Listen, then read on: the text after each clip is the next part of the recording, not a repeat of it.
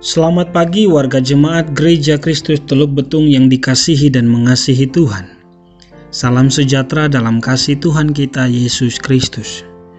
Jumpa lagi dalam program Renungan Harian Gereja Kristus Teluk Betung, edisi Kamis 24 September 2020. Saya sungguh berharap kiranya melalui program ini, semua saudara yang mendengar semakin mengenal Tuhan lebih dalam dan bertumbuh dalam kasih kepada Tuhan dan sesama.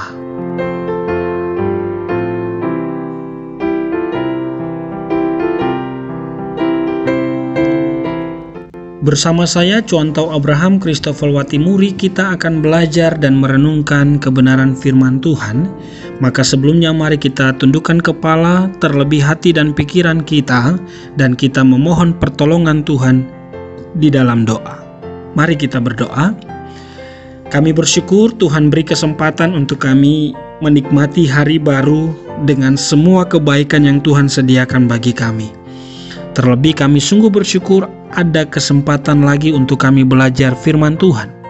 Maka hamba berdoa, Allah Roh Kudus tolonglah semua kami, sehingga kami mengerti firman ini dengan benar tanpa salah paham, dan oleh kekuatan yang daripada Tuhan juga, kiranya kami dimampukan ketika firman ini menegur kami bersedia memberi diri untuk dikoreksi. Bahkan ketika firman ini menantang kami, dengan ketundukan kepada Tuhan, kami meresponinya dengan benar. Terpujilah Tuhan, demi Kristus Yesus Allah yang hidup, kami memohon. Haleluya, amin. Puji Tuhan, saudara yang dikasihi dan mengasihi Tuhan. Bacaan firman Tuhan pada hari ini terambil dari Injil Yohanes, masih dari Injil Yohanes pasal 3, ayatnya yang ke-7. Kali ini kita akan fokus pada ayatnya yang ke-7, dengan tema renungan pada hari ini yakni dilahirkan kembali. Saya akan baca bagian firman Tuhan ini bagi kita. Saya akan baca mulai dari ayat yang ke-1, tapi fokus kita ada di ayatnya yang ke-7. Demikian firman Tuhan. Adalah seorang Farisi yang bernama Nikodemus, seorang pemimpin agama Yahudi. Ia datang pada waktu malam kepada Yesus dan berkata, "Rabi, kami tahu bahwa engkau datang sebagai guru yang diutus Allah, sebab tidak ada seorang pun yang dapat mengadakan tanda-tanda yang engkau adakan itu jika Allah tidak menyertainya." Jika Allah tidak menyertainya. Ayat ketiga. Yesus menjawab katanya, "Aku berkata kepadamu, sesungguhnya jika seorang tidak dilahirkan kembali, ia tidak dapat melihat kerajaan Allah." Kata Nikodemus kepadanya, "Bagaimanakah mungkin seorang dilahirkan kalau ia sudah tua? Dapatkah ia masuk kembali ke dalam rahim ibunya dan dilahirkan lagi?" Jawab Yesus, "Aku berkata kepadamu, sesungguhnya jika seorang tidak dilahirkan dari air dan roh, ia tidak dapat masuk ke dalam kerajaan Allah. Apa yang dilahirkan daging adalah daging, dan apa yang dilahirkan dari roh adalah roh. Janganlah engkau heran karena aku berkata kepadamu," garis bawahi kata ini, "kamu harus dilahirkan kembali." Sekali lagi, kamu harus dilahirkan kembali. Saudara, tema kita adalah dilahirkan kembali. Ini merupakan tema lanjutan dari poin atau topik yang sudah kita renungkan kemarin. Karena beberapa hari ke depan kita masih merenungkan firman Tuhan dari kebenaran Injil Yohanes 3 tentang percakapan Tuhan Yesus dengan Nikodemus. Nah saudara, kemarin kita sudah melihat bahwa bukan sekadar KTP, lahir dari keluarga yang secara tradisi Kristen tidak menjamin. Memiliki orang tua yang cinta Tuhan sungguh-sungguh, iman dari orang tua tidak akan pernah cukup untuk menolong kita dalam konteks keselamatan. Bahkan kehidupan kita yang baik dengan standar moralitas yang tinggi, setia di dalam melayani, memberikan persembahan dan lain sebagainya tidak akan pernah cukup. Nah, hari ini kita masih akan melihat percakapan Tuhan Yesus dengan Nikodemus. Saudara, untuk memahami cerita ini, kita perlu mengetahui sekali lagi bahwa Nikodemus adalah orang Farisi. Saudara, di dalam konteks kita hari ini mendengar kata Farisi, mungkin kita akan memiliki pandangan yang negatif. Kita mungkin berpikir semua orang Farisi adalah sama, orang yang munafik, orang yang membenci Tuhan Yesus. Tetapi saudara perlu tahu, pada abad pertama, orang Farisi adalah kelompok orang-orang yang begitu dihormati secara luas. Mengapa mereka dihormati? Karena kesalehan dan keilmuan mereka yang begitu dalam. Mereka adalah orang-orang yang mengabdikan hidup untuk mempelajari Taurat dan penerapan dalam kehidupan sehari-hari. Itu sebabnya mempelajari Alkitab atau Taurat, berdoa, memberikan persepuluhan, taat pada hukum-hukum yang berlaku itu menjadi kebiasaan mereka ketika itu. Nah, tapi saudara, dari semua itu kita akan mendapati bahwa kehidupan yang baik itu tidak akan pernah cukup. Seandainya cukup, maka mungkin Nikodemus tidak akan pernah datang bertemu dengan Tuhan Yesus. Justru karena tidak cukup dari semua hal yang Nikodemus kerjakan, pemahaman teologi yang dimiliki Nikodemus, ketaatan yang begitu rupa, saudara, ada kekosongan di dalam hatinya. Dan kekosongan itulah yang mengarahkan dia, mendesak dia untuk menjumpai Tuhan Yesus.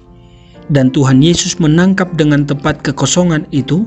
Maka Tuhan berkata dari ayat 3 sampai dengan ayatnya yang ke-6, khususnya ayat ke-7, bahwa kamu harus dilahirkan kembali. Mari kita fokus pada tema kita, dilahirkan kembali. Saudara, tampaknya dilahirkan kembali ini merupakan satu konsep yang asing. Itu sebab di ayat 4 Nikodemus berkata, bagaimana mungkin itu terjadi? Apakah seorang yang sudah tua harus masuk kembali? Nikodemus tidak memahami apa yang mau disampaikan Tuhan Yesus. Bahwa ini bukan tentang kelahiran secara fisik. Kelahiran secara fisik memperkenalkan kita pada dunia fisik. Dunia yang hari ini kita tahu. Tetapi untuk masuk pada dunia Tuhan, kerajaan Tuhan, maka kita membutuhkan kelahiran rohani. Secara rohani. Nah saudara, itu sebabnya di dalam ayat 7 Tuhan Yesus berkata begini, kamu harus dilahirkan kembali. Saudara, perhatikan bentuk kalimat dari pernyataan Tuhan Yesus. Kamu harus dilahirkan kembali.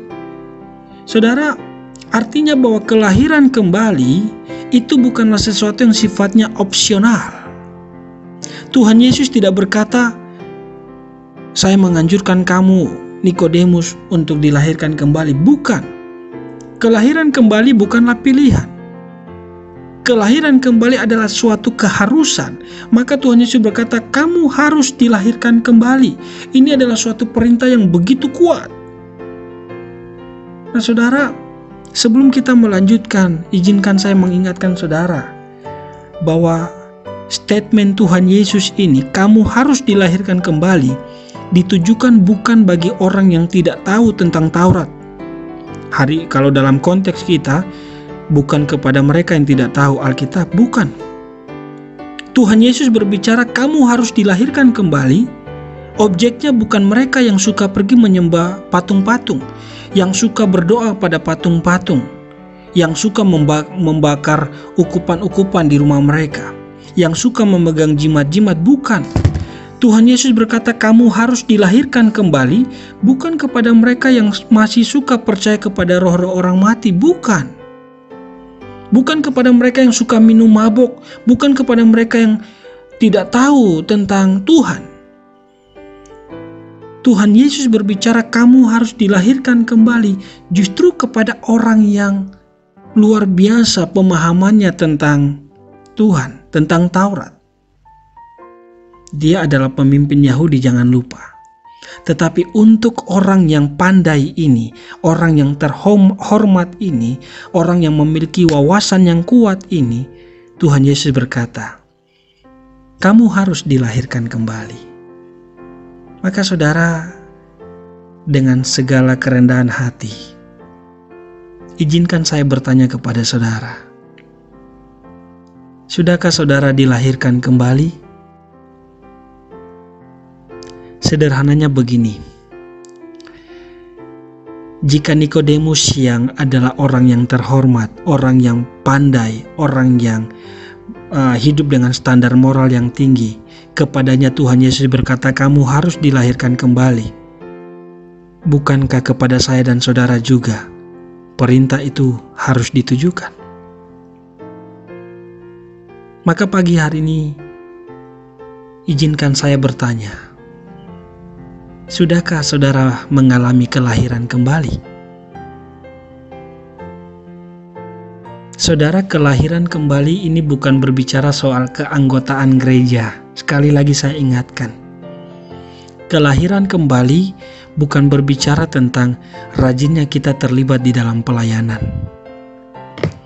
Kelahiran kembali bukan berbicara tentang banyaknya pemberian kita bagi gereja.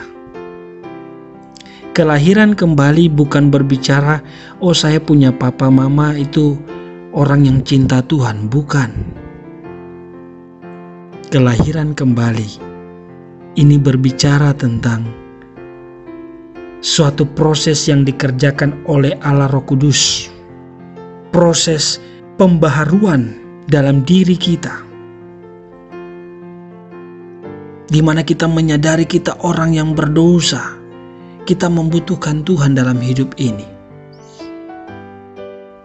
Saudara, saya sungguh berdoa supaya kita tidak salah di dalam memahami apa yang dinamakan dengan kelahiran kembali. Dibaptis tidak menjamin bahwa kita sudah mengalami kelahiran kembali. Saya tidak berkata bahwa semua yang dibaptis belum mengalami kelahiran kembali, bukan. Karena ada orang-orang yang betul-betul memang sudah mengalami kelahiran kembali, barulah dia menyerahkan diri dibaptis. Tetapi dalam banyak kasus juga, ada banyak orang dibaptis tanpa mengalami kelahiran kembali. Saudara ingat apa yang disampaikan Yohanes Pembaptis, Yohanes pasal 1 ayat 33. Dia berkata bahwa baptisan air yang dilakukannya itu tidak cukup, tetapi kita membuktikan baptisan dari Roh, yaitu baptisan yang hanya dilakukan oleh Tuhan Yesus. Nah saudara yang dikasihi dan mengasihi Tuhan, kepada Nikodemus Tuhan Yesus berkata, kamu harus dilahirkan kembali. Maka saya pun meyakini bahwa statement Tuhan Yesus itu juga berlaku bagi saya dan saudara. Kita harus dilahirkan kembali. Dan apa itu? Bagaimana caranya? Kita akan merenungkan, melihat pada perenungan-perenungan selanjutnya. Hari ini pesan firman Tuhan bagi saya dan saudara, bahwa kita harus sadar, kita butuh kelahiran kembali. Bukan sekadar butuh, kita harus. Kata harus berarti tidak ada cara lain. Hanya itu. Dan doa saya, kiranya Tuhan menolong kita untuk menyadari akan kebutuhan yang paling mendasar ini dalam kehidupan kita, sehingga kita tidak berputar-putar pada sekadar rutinitas keagamawian, tetapi kita sebenarnya belum mengalami kelahiran kembali. Tuhan Yesus kiranya menolong kita. Mari kita berdoa. Bapa di sorga, terima kasih untuk kebenaran pada hari ini. Hamba berdoa Tuhan kiranya terus gelisahkan hati kami, beri kesadaran bagi kami bahwa kami membutuhkan Tuhan.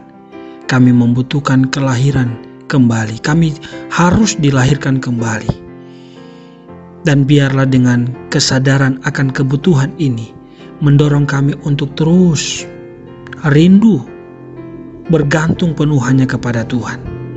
Terima kasih Bapa yang baik, hamba berdoa Tuhan tolong anak-anak-Mu di dalam setiap usaha pekerjaan mereka hari ini.